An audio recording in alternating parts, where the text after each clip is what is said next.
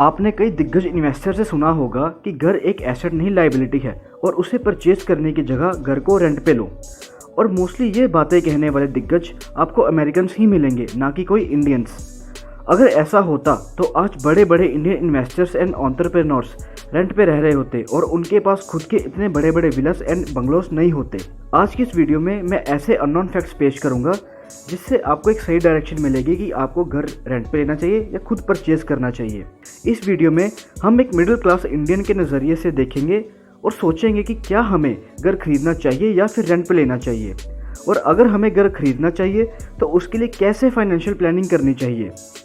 इस चैनल का मकसद फाइनेंस को सिंप्लीफाई करके आपको फाइनेंशियली एजुकेट करने का है, इसलिए अगर आप चैनल पर पहली बार आए हैं तो इसे सब्सक्राइब कर हमारे साथ जुड़ जाएं और हमारी वीडियोस को ज़्यादा से ज़्यादा लाइक एंड शेयर करें ताकि ये नॉलेज बाकी के लोगों तक भी पहुंच सके। एक एवरेज इंडियन मिडिल क्लास इंसान के लिए अपना खुद का घर खरीदना एक इमोशनल डिसीजन होता है। हम सब कहीं ना कहीं खुद का घर खरीदने का सपना ज़रूर देखते हैं, लेकिन रेंट और बाय के कॉन्सेप्ट हमें कंफ्यूज कर देते हैं।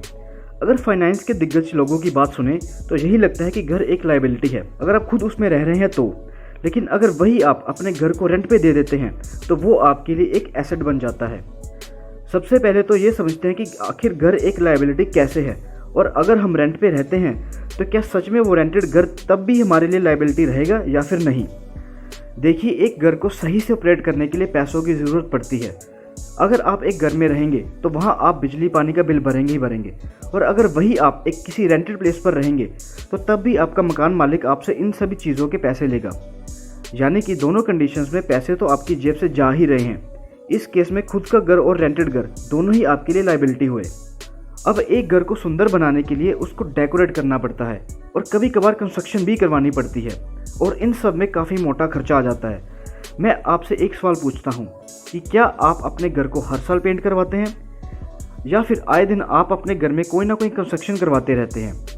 अगर आपका जवाब हाँ है तो इसका मतलब है कि आप उन कामों के लिए बहुत ही घटिया क्वालिटी का मटेरियल यूज़ कर रहे हैं, जिसकी वजह से आपको हर साल अपने घर को पेंट करवाना पड़ रहा है और कंस्ट्रक्शन करवानी पड़ रही है।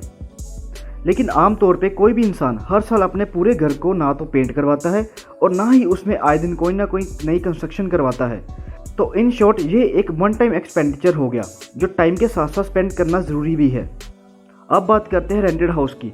अगर आप रेंट पे रह रहे हैं और उस घर की दीवारें बहुत गंदी हुई पड़ी हैं और आप चाहते हैं कि इन दीवारों को थोड़ा खूबसूरत बनाया जाए पेंट करके, तो मैं आपको बता दूं कि आप अपने मकान मालिक की परमिशन के बिना उन दीवारों का पेंट भी चेंज नहीं कर सकते। कंस्ट्रक्शन तो बहुत दूर की बात है, और इंडिया में ऐसा तो है ही नहीं कि आपने एक बार अपने मकान मालिक से कहा कि आपको ये काम करवाना है और उसने एक ही बार सुनने में आपका काम कर दिया हो। और अगर आपके मकान मालिक ने ये सारे काम करवा भी दिए तो बहुत ज़्यादा चांसेस हैं कि वो आपका रेंट बढ़ा दे इन सभी खर्चों की भरपाई करने के लिए। ऐसा नहीं कि आप अपनी मर्ज़ी से अपने रेंटेड घर को रिपेयर या पेंट नहीं कर सकते, लेकिन ऐसी फैसिलिटीज़ आपको पॉश एरिया में मिलेंगी जहां घर रेंट पे लेना हर एक मिडिल क्लास इंडियन के लिए पॉकेट फ्रेंडली नहीं है। और तो और अगर आपकी फैमिली बड़ी हो रही है तो आपके पास खुद के घर में एक ऑप्शन होती है कि आप कंस्ट्रक्शन करके फ्लोर्स ऐड ऑन कर सकते हैं, लेकिन ये फैसिलिटी आपको रेंटेड हाउस में नहीं मिलेगी।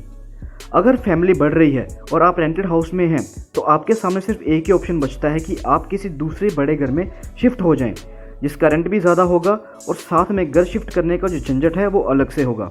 और अपनी फैमिली के लिए बढ़िया, सेफ और पॉकेट फ्रेंडली लोकेलिटी में घर ढूंढना अपने आप में एक बहुत बड़ी हेडेक है।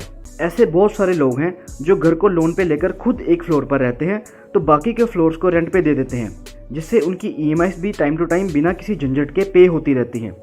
लेकिन ये स्मार्टनेस आप रेंटेड हाउस में नहीं दिखा सकते, बल्कि आपका मकान मालिक आपका रेंट एक पर्टिकुलर टाइम पीरियड के बाद बढ़ा भी सकता है, और किसी दूसरे किराएदार से बढ़िया ऑफर मिलने पर वो आपको मकान खाली करने को भी मजबूर कर सकता है। तो इस केस में रेंटेड घर की जगह खुद का घर लेना एक स्मार्ट और बेटर चॉइस है। इंडिया में जो भी लोग रेंट पर रह रहे हैं उन सभी का सपना है कि वो खुद का घर ले, ताकि वो ऐसे लाइफस्टाइल से बाहर आ सके जिसमें उनके मकान मालिक का बहुत ज़्यादा कंट्रोल है। जब फाइनेंशियल एक्सपर्ट्स रेंटेड हाउस को खुद का घर खरीदने से बेटर बता रहे होते हैं तो शायद वो ये सारे पॉइंट्स भूल जाते हैं। इसलिए मैंने वीडियो की स्टार्टिंग में कहा था कि जितने भी फाइनेंशियल एक्सपर्ट्स ये कहते हैं कि रेंटेड हाउस खरीदे हुए घर से बेहतर है, वो सारे के सारे अमेरिकन्स हैं, क्योंकि अमेरिका का कल्चर इंडिया के कल्चर से अलग है। और महंगाई और प्रॉपर्टी के ऊंचे दामों को देखते हुए अमेरिकन्स रेंट पर घर लेना ही पसंद करते हैं और वही उनके लिए अफोर्डेबल है। और जो लोग रेंटेड हाउस में रहने की एडवाइस दे रहे होते हैं वो खुद कभी आपको रेंट पर रहते हुए कभी नहीं मिलेंगे। इसके पीछे का रीज़न है कि वो एक बहुत ही पावरफुल फार्मूला यूज़ करते हैं जिससे उनके लिए खुद का घर खरीदना आसान बन जाता है, और उस फार्मूला का नाम है 5-20-30-50 थंब रूल। 5-20-30-50 फाइनेंस की दुनिया का ये एक ऐसा रूल है जो आपको बताता है कि आपको घर कब और कैसे खरीदना चाहिए। 5 का मतलब है कि आपके नए घर की कीमत आपकी एनुअल इनकम से 5 टाइम से ज़्यादा नहीं होनी चाहिए। 20 का मतलब है कि आपके घर के लोन का टेन्योर 20 साल से ज़्यादा का नहीं होना चाहिए। 30 का मतलब है कि आपके घर की मंथली EMI आपकी मंथली इनकम के 30% से ज़्यादा नहीं होनी चाहिए। 50 का मतलब है कि आपकी जितनी भी EMI चल रही हैं वो आपकी एनुअल इनकम के 50% से ज़्यादा नहीं होनी चाहिए। जब आप इस क्राइटेरिया को फुलफ़िल करोगे तभी आप घर लेने के लिए एलिजिबल हो पाओगे, और यही वो तरीका है जिसे सभी अमीर लोग यूज़ कर खुद आलीशान घरों में रहते हैं और दूसरों को रेंट पर रहने की एडवाइस देते हैं।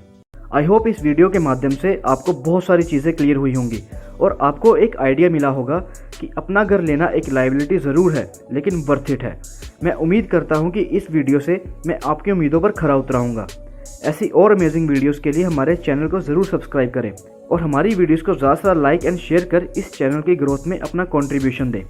अपना कीमती समय देने के लिए आपका बहुत बहुत शुक्रिया। तो जल्द ही मिलते हैं अपनी अगली वीडियो में।